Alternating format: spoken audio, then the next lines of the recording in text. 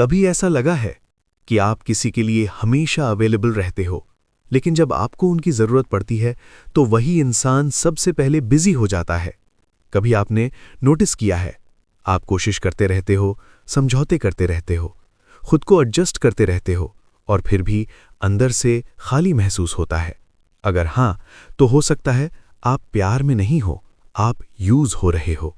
और सबसे डेंजरस बात ये नहीं है कि कोई आपको इस्तेमाल कर रहा है, सबसे डेंजरस बात ये है कि वो आपको ऐसा फील कराता है कि ये सब नॉर्मल है। स्टोइक फिलोसोफर्स कहते थे, दर्द तब नहीं होता जब कोई हमें चोट पहुंचाए, दर्द तब होता है जब हम उस चोट को जस्टिफाई करने लगते हैं। आज का ये वीडियो किसी को ब्लेम करने के लिए नहीं है, आज का ये वीडियो आपको जगाने के लिए है, क्योंकि कई बार सामने वाला विलेन नहीं होता, लेकिन वो आपके इमोशंस का फायदा जरूर उठा रहा होता है।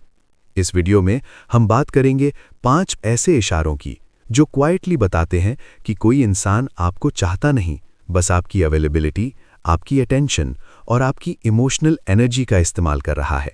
और ये इशारे इतने सटिल होते हैं कि ज़्यादातर लोग इन्हें प्यार समझ लेते हैं। अगर आपने खुद को कहीं भी पहचाना तो ये वीडियो आपके लिए है। अगले हिस्से में हम उस पहले इशारे की बात करेंगे जो अक्सर सबसे पहले दिखता है, लेकिन सबसे ज़्यादा इग्नोर किया जाता है। ध्यान से सोचिए, वो आपको कब याद करते हैं? जब आप खुश होते हैं, जब आप थके होते हैं, जब आपको सहारे की ज़रूरत होती है, या फिर सिर्फ तब जब उन्हें किसी चीज़ की ज़रूरत पड़ती है। मैसेज अचानक आता है, तुम फ्री हो, एक हेल्प चाहिए, आज बात करनी है, और आप सब छोड़कर पहुंच जाते हो, क्योंकि आपको लगता है शायद इस बार वो सच में मुझे मिस कर रहे हैं। लेकिन पैटर्न देखिए, उनकी ज़िंदगी में प्रॉब्लम आती है, आप प्रेजेंट, उनका मूड ख़राब होता है, आप थेरेपिस्ट, उन्हें अटेंशन चाहिए, आप ऑडियंस। पर जब आपकी बारी आती है, जब आप कुछ कहना चाहते हो, जब आप इमोशनली टूट रहे होते हो, तब जवाब मिलता है, अभी थोड़ा बिजी हूं, बाद में बात करते हैं, या सबसे पेनफुल, सीन। स्टोइक सोच कहती है, जो इंसान आपको वैल्यू करता है वो आपको सुविधा नहीं समझता। यूज करने वाला इंसान आपको इंसान नहीं, एक रिसोर्स की तरह देखता है। आपसे बात इसलिए नहीं करता क्योंकि वो आपको समझना चाहता है, बल्कि इसलिए करता है क्योंकि उस मोमेंट में उसे आपसे कुछ चाहिए। और सबसे ट्रिकी हिस्सा ये है कि वो कभी डायरेक्टली नहीं कहेगा कि मैं तुम्हारा इस्तेमाल कर रहा हूं। वो बस इतना करेगा कि आपको यूजफुल महसूस कराएगा, इंपॉर्टेंट नहीं। अगर आपकी प्रेजेंस उनकी लाइफ में सिर्फ उनके कन्वीनियंस पर डिपेंड करती है, तो वो रिश्ता नहीं है, वो अरेंजमेंट है। अगले हिस्से में हम उस इशारे की बात करेंगे जो और भी ज्यादा कंफ्यूजिंग होता है, जहां सामने वाला वर्ड्स से बहुत कुछ कहता है, लेकिन एक्शंस कुछ और ही कहानी सुनाते हैं। दूसरा इशारा, बातें बड़ी लेकिन एक्शंस खाली।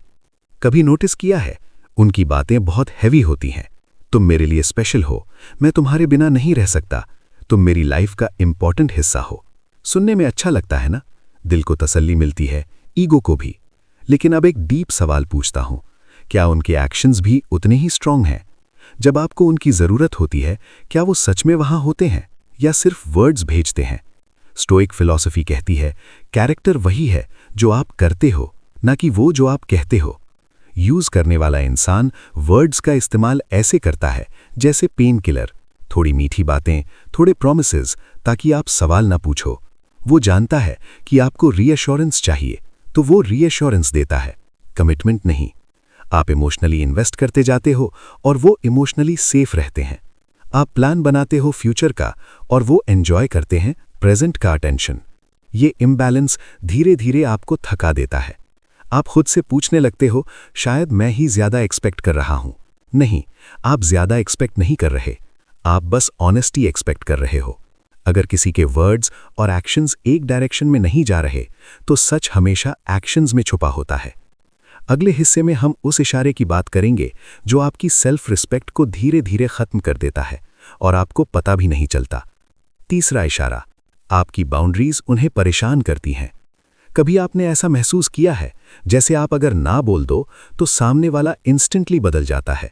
आप बस इतना कहते हो, आज मैं अवेलेबल नहीं हूं, इस बार मैं कंफर्टेबल नहीं हूं, मुझे थोड़ा टाइम चाहिए, और सडनली वो हर्ट हो जाते हैं, ऑफेंडेड हो जाते हैं, या आपको गिल्ट फील कराने लगते हैं। तुम पहले ऐसे नहीं थे, अब तुम बदल गए हो, मेरे लिए इतना भी नहीं कर सकते। स्टोइक फिलॉसफी बहुत साफ कहती है, जो इंसान आपकी बाउंड्रीज का सम्मान नहीं करता, वो आपको रियलाइज नहीं, आपके कंट्रोल को चाहता है। यूज करने वाला इंसान आपकी लिमिट्स से डरता है, क्योंकि बाउंड्रीज होने का मतलब है आप फ्री नहीं हो। आपका ना उनकी कन्वीनियंस को डिस्टर्ब करता है, इसलिए वो कोशिश करता है कि आप खुद ही अपनी बाउंड्रीज तोड़ दो, बिना चिल्लाए, बिना फोर्स किए, बस गिल्ट से, इमोशनल प्रेशर से। धीरे धीरे आप सीख लेते हो कि शांति बनाए रखने के लिए खुद को छोटा करना पड़ेगा, और यही वो जगह है जहां सेल्फ रिस्पेक्ट साइलेंटली मरने लगती है। याद रखो, जो इंसान आपको सच में चाहता है, वो आपके ना को भी उतना ही रिस्पेक्ट करेगा जितना आपके हाँ को। अगले हिस्से में हम उस इशारे की बात करेंगे जहां आप हमेशा कंफ्यूज्ड रहते हो कि आप रिश्ते में हो या नहीं। चौथा इशारा, रिश्ता कभी क्लियर नहीं होता। आपने कभी साफ साफ पूछा है, हम हैं क्या? और जवाब मिला हो, नाम देने की जरूरत क्या है? जो चल रहा है चलने दो, इतना सोचने की क्या जरूरत है? ध्यान दीजिए, ये आंसर्स पीस नहीं देते, ये सिर्फ कंफ्यूजन बढ़ाते हैं। स्टोइक थिंकर्स मानते थे, क्लैरिटी इंसान को मजबूत बनाती है, कंफ्यूजन इंसान को कंट्रोल में रखती है। यूज करने वाला इंसान आपको रिलेशनशिप में नहीं रखता, वो आपको ऑप्शन में रखता है। ना वो आपको छोड़ता है, ना पूरी तरह अपनाता है, क्योंकि साफ बात करने से उसे जिम्मेदारी लेनी पड़ेगी, और रिस्पॉन्सिबिलिटी उसे चाहिए नहीं, उसे सिर्फ बेनिफिट्स चाहिए। आप इन्वेस्ट करते हो फीलिंग्स, टाइम, एनर्जी, और बदले में मिलता है अनसर्टनिटी। आप खुद से सवाल करने लगते हो, शायद मैं ही ज्यादा डिमांड कर रहा हूं। लेकिन सच ये है, रिस्पेक्ट और क्लैरिटी डिमांड नहीं होते, वो बेसिक होते हैं। जिस रिश्ते में आपको अपने प्लेस के लिए लड़ना पड़े, वो रिश्ता नहीं, इमोशनल वेटिंग रूम है। अगले हिस्से में हम आखिरी और सबसे पेनफुल इशारे की बात करेंगे, जहां आपको एहसास होता है कि आप बहुत कुछ दे रहे हो और बदले में बहुत कम पा रहे हो। चौथा इशारा, रिश्ता कभी क्लियर नहीं होता। आपने कभी साफ साफ पूछा है, हम हैं क्या? और जवाब मिला हो, नाम देने की जरूरत क्या है? जो चल रहा है चलने दो, इतना सोचने की क्या जरूरत है?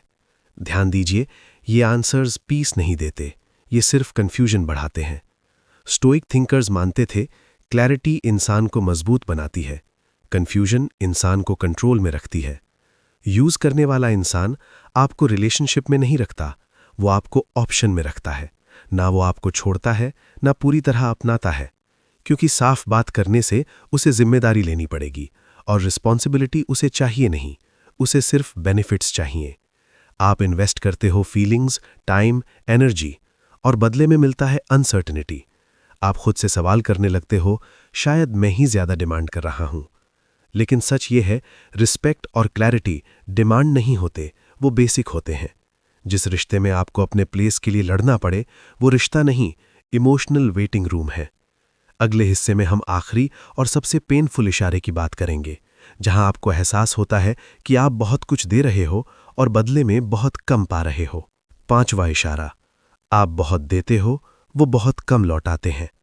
अब जरा ईमानदारी से सोचिए, इस रिश्ते में ज्यादा थक कौन रहा है? आप सुनते हो, आप समझाते हो, आप एडजस्ट करते हो, आप माफ करते हो बार बार, और सामने वाला, वो आता है जब उसका मन करता है, वो जाता है बिना बताए। स्टोइक फिलॉसफी कहती है, जहां एफर्ट बराबर नहीं होता, वहां कनेक्शन टिकता नहीं। यूज करने वाला इंसान आपकी जेनरॉसिटी को आपकी कमजोरी समझ लेता है। उसे लगता है, ये तो रहेगा ही, ये तो समझ ही लेगा। धीरे धीरे आप देने वाले बन जाते हो और वो लेने वाला। आप अपनी नीड्स दबा देते हो ताकि रिश्ता बचे रहे, और वो आपकी नीड्स इग्नोर करता है ताकि उसे डिस्कम्फर्ट ना हो। यही इम्बैलेंस सबसे ज्यादा डैमेज करता है, क्योंकि बाहर से रिश्ता दिखता है, लेकिन अंदर से आप अकेले हो जाते हो। याद रखो, प्यार में सैक्रिफाइस होता है, लेकिन सेल्फ इरेजर नहीं। अगर हर बार झुकना सिर्फ आपको ही पड़ रहा है, तो वो रिश्ता नहीं, इमोशनल वन वे ट्रैफिक है। अगले हिस्से में हम बात करेंगे एक बहुत जरूरी सवाल की, अगर ये सारे इशारे दिख रहे हों, तो अब करना क्या है? जब सच्चाई समझ में आ जाए तो दर्द क्यों होता है?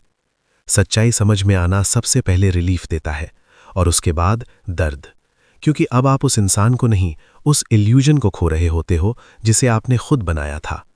स्टोइक फिलॉसफी कहती है, हम चीजों से नहीं टूटते, हम अपनी एक्सपेक्टेशंस से टूटते हैं। आपने उम्मीद की थी कि वो बदलेगा, कि एक दिन उसे समझ आएगा कि आप कितना देते हो। लेकिन सच्चाई ये है, जो इंसान आपको इस्तेमाल कर रहा है वो आपको खोने से नहीं डरता, वो बेनिफिट्स खोने से डरता है। इस रियलाइजेशन के साथ एक गिल्ट भी आता है कि मैंने इतना समय क्यों लगाया, मैंने पहले क्यों नहीं देखा। खुद को दोष मत दीजिए, आपने गलती नहीं की, आपने भरोसा किया था, और भरोसा करना कमजोरी नहीं, इंसान होने की निशानी है। अगले हिस्से में हम बात करेंगे उस ट्रैप की जहां ज्यादातर लोग सब समझने के बाद भी फंसे रहते हैं। शायद वो बदल जाए वाला ट्रैप। सबसे खतरनाक जाल यही होता है।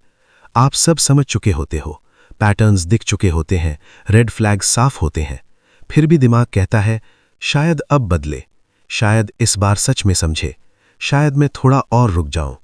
स्टोइक फिलॉसफी साफ कहती है, जो चीज आपके कंट्रोल में नहीं उस पर उम्मीद लगाना सेल्फ बिट्रेयल है। यूज करने वाला इंसान आपकी इस उम्मीद को पहचान लेता है और वही उम्मीद उसका सबसे बड़ा हथियार बन जाती है। वो थोड़ा अच्छा बनता है, थोड़ा केयर दिखाता है, इतना कि आप फिर रुक जाओ, लेकिन लॉन्ग टर्म में कुछ बदलता नहीं, क्योंकि अगर बदलना होता तो अब तक बदल चुका होता। आप किसी को उसकी पोटेंशियल के लिए नहीं पकड़ सकते, सिर्फ उसके बिहेवियर के आधार पर ही रिश्ता बनता है। अगले हिस्से में हम बात करेंगे उस इनर वॉइस की जिसे आपने बहुत समय से इग्नोर किया है। आपकी इनर वॉइस आपको पहले ही बता चुकी थी। याद कीजिए, शुरुआत में ही कुछ मोमेंट्स थे जहां दिल ने कहा था कुछ ठीक नहीं है, लेकिन आपने क्या किया?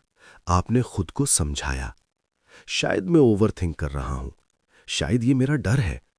सब रिश्ते ऐसे ही होते हैं। स्टोइक फिलॉसफी कहती है, रीजन को शांत रखो, लेकिन इंट्यूशन को अनसुना मत करो।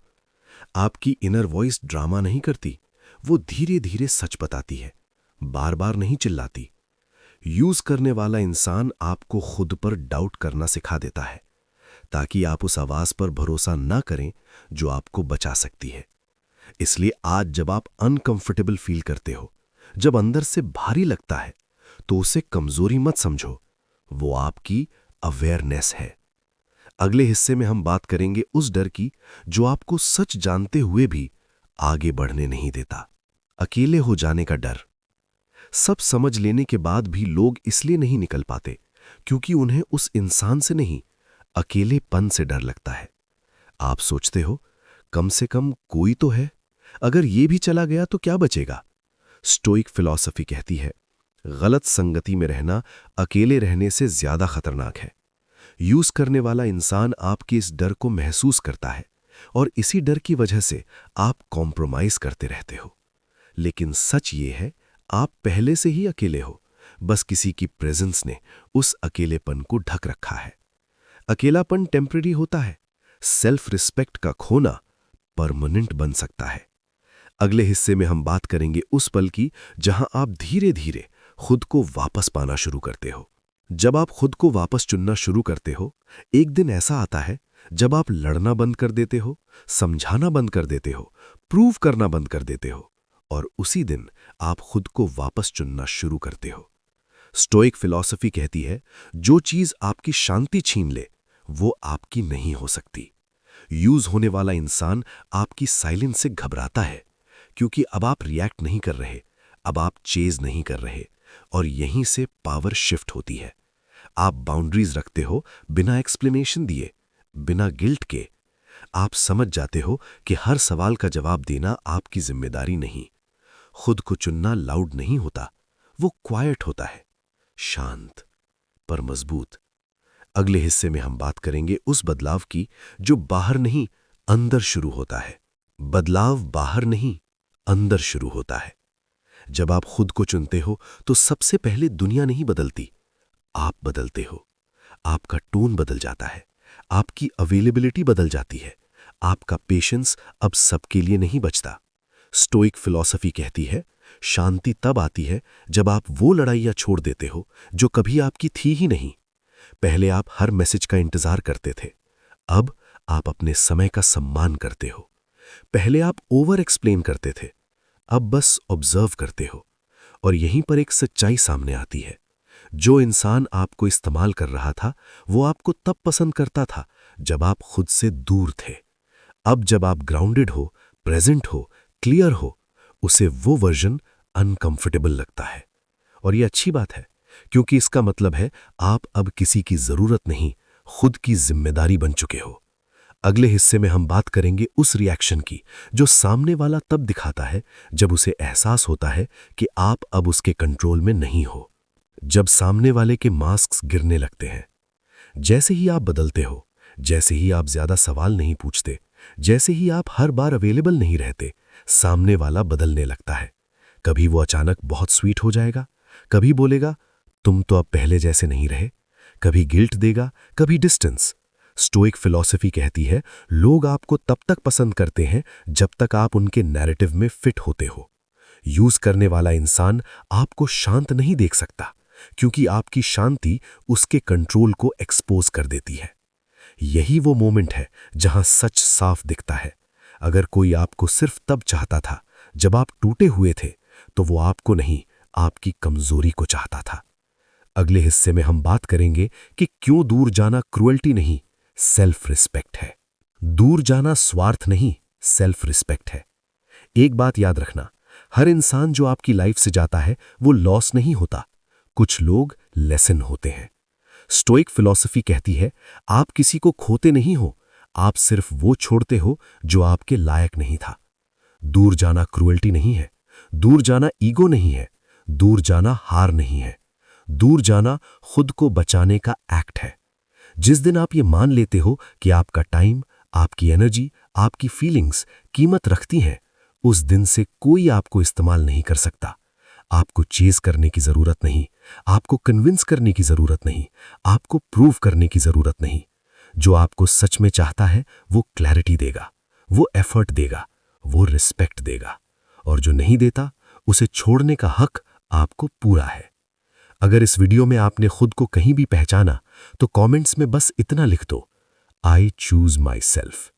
ये कमेंट दुनिया के लिए नहीं, खुद के लिए है। वीडियो यूजफुल लगा हो तो चैनल को सब्सक्राइब करो, क्योंकि यहां हम बातें करते हैं दर्द से नहीं, क्लैरिटी से। और याद रखना, आप ऑप्शन नहीं हो, आप चॉइस हो। और अगर कोई आपको चूज नहीं करता तो खुद को चुनना सबसे बड़ा साहस है।